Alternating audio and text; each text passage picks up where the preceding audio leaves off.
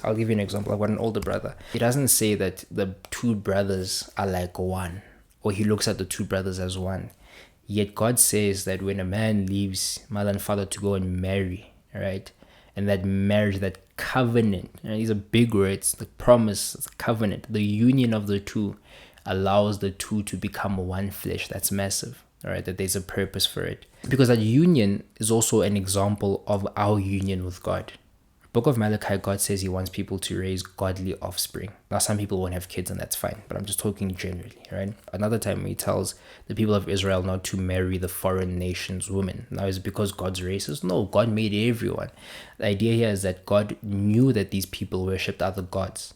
And so he doesn't want his people marrying them because that would bring in their other gods and then spread into Israel. All right, beware of the leaven of the Pharisees. Well, beware of the leaven and how a small thing can spread, a small sin can spread. Same vibe, because this happens, right? The fact that I say Jezebel is exactly what God was talking about, because Jezebel was from a different nation, marries the king of Israel at the time, and so idolatry becomes widespread. That sets up the story of Elijah, 450 to 1. One prophet of God, 450 prophets of the Baals and whatever other god, right?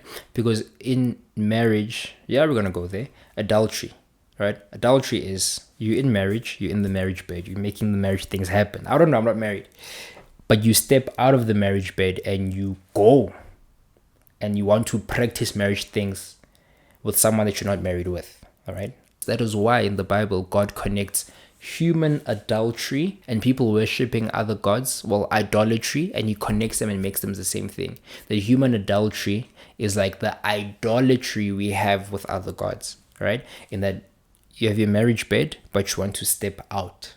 And so in the same way, we have our covenant with God, but we want to step out and bring in other gods. It's the same concept. That's why God equates them.